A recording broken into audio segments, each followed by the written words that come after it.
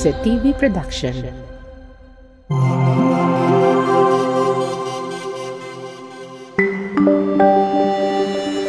Your only island TV channel.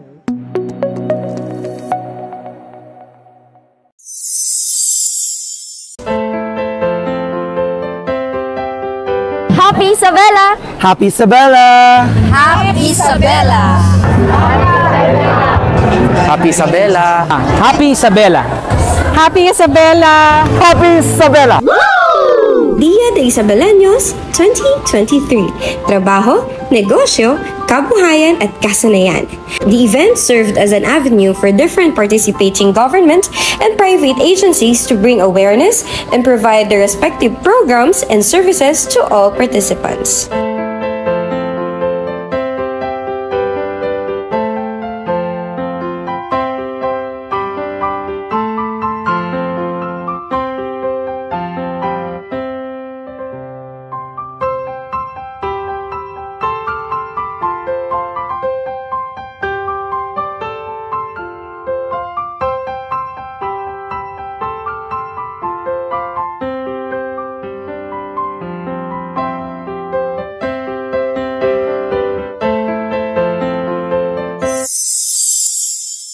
Happy Isabela! Happy Sakayan Festival po sa ating lahat.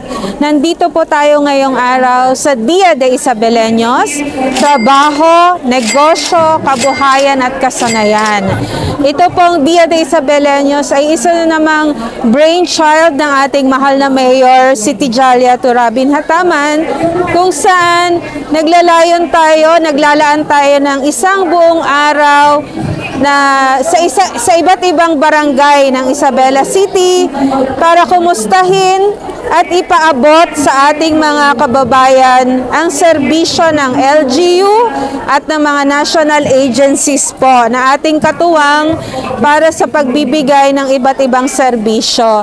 So kung makikita nyo po ngayon dito sa paligid na to, dinala po natin, inimbita natin ang iba-ibang ahensya ng gobyerno kagaya ng Philippine Statistics Authority para sa National ID, ang ating City Population Office para mamigay at magpaliwanag ng mga serbisyo ng contraceptives, no, para po sa ating mga parents. At TESDA 9 ay nandito pa para magbigay ng mga cooking demo.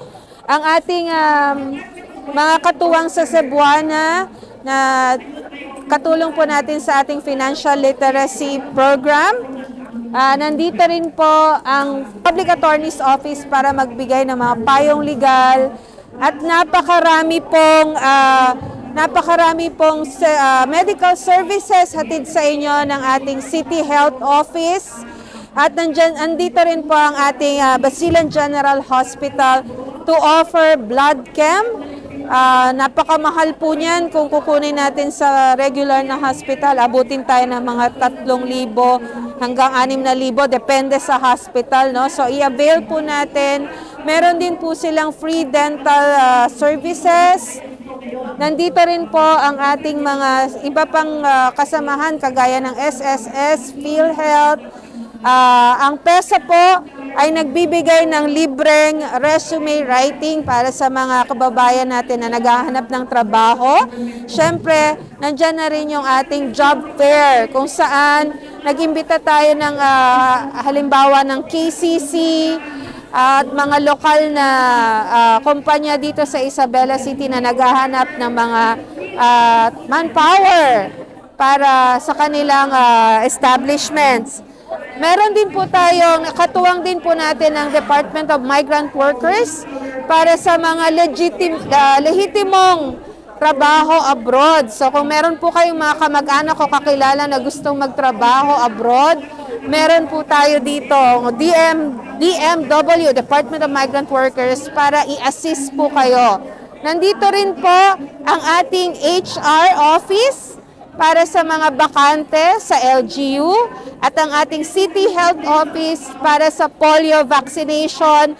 Kahit po ano pong status ng ating kalagayan sa ating health, sa ating city, nandyan po ang City Health Office para magbigay din ng serbisyong medikal. Libre po lahat. Pagkatapos po kayo mag-konsulta ay bibigyan din po kayo ng libreng gamot. Nandito rin po ang DOLE, ang OWA para sa iba pang katanungan na gusto nyong malaman sa mga kamag-anak ninyo na nasa abroad. Ang ating DSWD,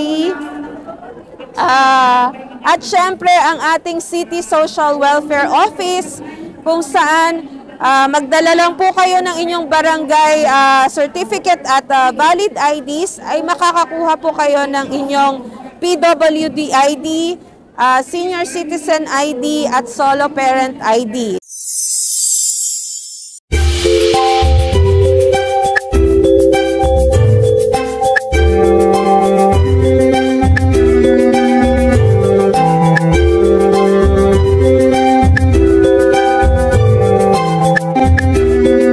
Happy Isabela! Kami po ay galing sa City Information Office at kami po ang nagpa-publish ng Isabela City Publications. Naghatid po kami ngayon ng calendars like itong 2023 na calendar ni Mayor City Jaliet Robin Hataman na serbisyong damang-dama. Meron din po kaming latest issue ng Basilan Times. Ito pong latest issue ng Basilan Times ngayon. And of course, naubos na po kasi yung tinamigay namin kanina na Pagpahati Magazine, no? Yung accomplishment report ng City of Isabela de Basilan. At the same time, meron din po tayong mga brochures ngayon na available. So far, ito lang po natira kasi kanina nagkaubusan talaga, no? Makikita natin yung mga interest na estudyante, meron din mga galing pa sa mga small kapatagan, no, pumunta rito para lamang maka-avail or makakuha ng mga kopya ng ating mga publications. So, alhamdulillah, naging successful naman ang event na ito and maraming salamat po sa mga sumuporta sa aming publications. Para sa inyo po ito lahat, mga Isabeleños.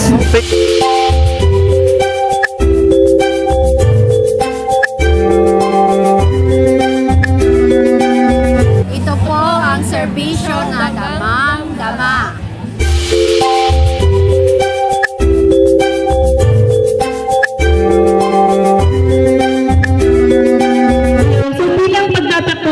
Nais natin pasalamatan lahat po ng mga partner agencies na nandito at sa lahat po ng mga nagka-operate o lahat po ng mga pumunta dito, maraming salamat po.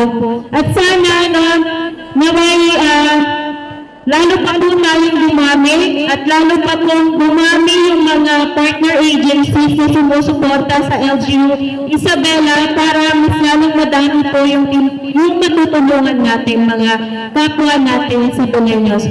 Alam naman po natin sa ngayon, kailangan po talaga natin ng mga katuwang na mga partner agencies sa pagtutulong po ng mga kapwa natin sa Isabeleño.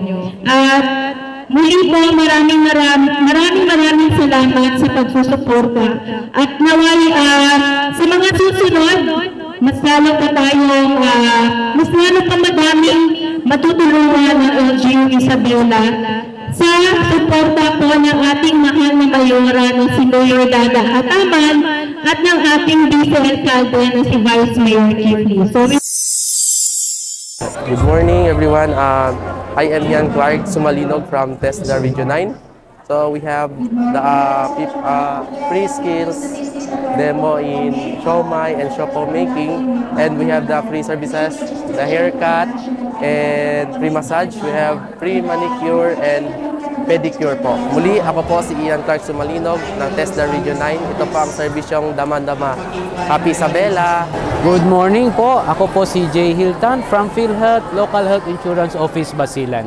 I am currently the Field Operations Unit Head of PhilHealth Rio Basilan. Nandito po kami sa Happy Isabela, Dia de Isabeleños, para magbigay ng serbisyo ng PhilHealth para sa ating mamamayan sa Isabela City. So basically po, yung services na binibigay namin, yung membership inquiries, registration, and updating. At any membership category, pwede po kayong pupunta sa aming desk para mag-register, mag-inquire o mag-update ng membership category ninyo. So all you need to do is bring any valid IDs for presentation and verification of your identity. With regards po sa mga mamamayan natin na indigent or under sa 4-piece or listahanan, automatiko po kayong membro ng PhilHealth. Kasi po sa listahanan po yan galing ng DSWD at saka sa 4-piece. And also we have the Senior Citizens Program for our lolos and lolas who are 60 years old and above. Huwag po kayong mag-alala, libre po ito. As long as you have the Senior Citizen ID, which will be provided by the Office of the Senior Citizens Affairs and other valid IDs po. I-present na naman sa aming office for you to be able to register it. With regards po sa benefits natin, for purely confinement purposes po, kung member na po kayo ng PhilHealth, pwede po kayong mag-confine sa any of the accredited PhilHealth accredited hospitals sa Isabela at saka sa buong Basilan po. May bago pong program yung PhilHealth, kasalukuyan po yung konsulta. Tayo po, kahit hindi po tayo mag-confine, pwede po tayong pumunta sa any accredited konsulta provider sa Isabela and the whole of Basilan. Libre po ito. So, ang PhilHealth po ang babayaran nito. Covered po nito yung mga consultations, some medicines, some laboratory tests, depende po yan sa doctors. So, hindi po ibig sabihin na libre po lahat, lahat po ay mai-cover. Example po, kung hypertensive po yung tao, so yung medicines for hypertension only ang magbibigay sa inyo, hindi po lahat-lahat, kasali po yung mga laboratory tests. Lastly po, yung office po namin ay located sa JMDM building. Adjacent lang po sa City Hall natin, Sunrise Village, Isabela City. Muli po, ako po si J. Hiltan ng PhilHealth Office, Leo Basilan. Nagbibigay ng serbisyo sa ating mga mamayan galing sa Isabela. Ito po ang serbisyong damang-dama. Happy Isabela!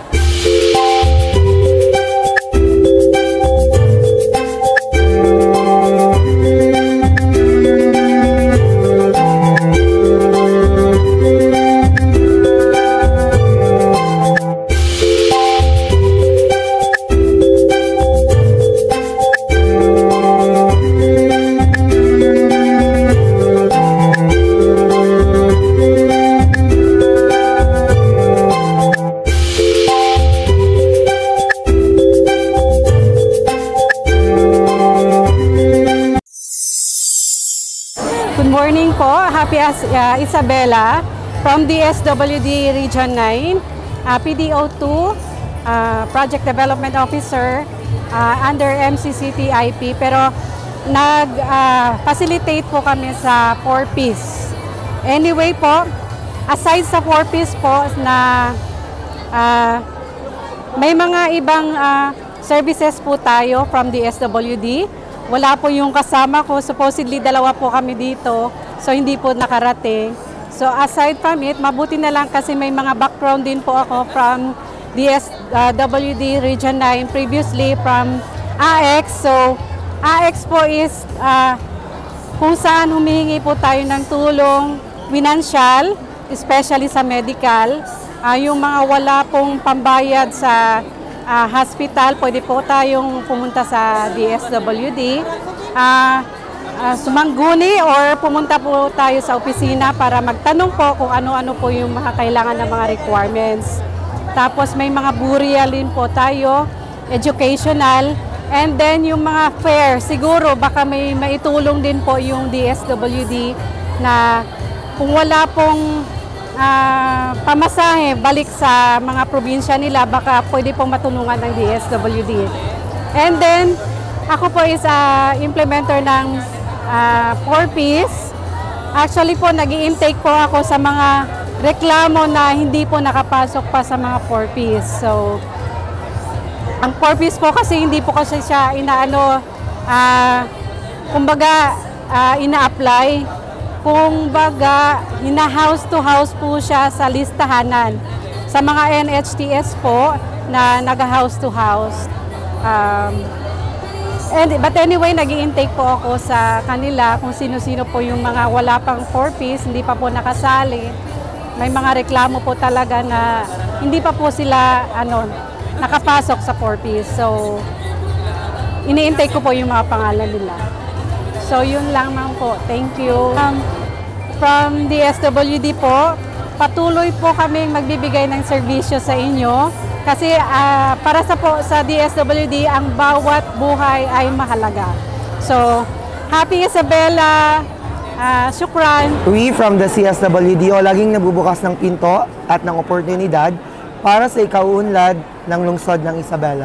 Ngayong Dia de Isabeleños, CSWDO offers the free ID application sa ating mga solo parents, senior citizens, and PWDs. Sa ating mga senior citizens, nagbibigay din po tayo ng kanilang purchase booklet para maka-avail sila ng kanilang discounts sa pharmacies and groceries. Buenos dias! Ako po pala si Junan Bisingson at nakatira po ako sa barangay ng Begang. Andito po ako ngayon sa selebrasyon ng Dia de Isabeleños kung saan ako po ay sobrang masaya dahil mas napapalapit po ako sa mga serbisyo ng iba't ibang LGU offices. Tunay nga ang serbisyo ay damang-dama. Happy Isabela! Happy Isabela! Happy Isabela! Happy Isabela! Happy Isabela! Happy Isabela! Happy Isabela!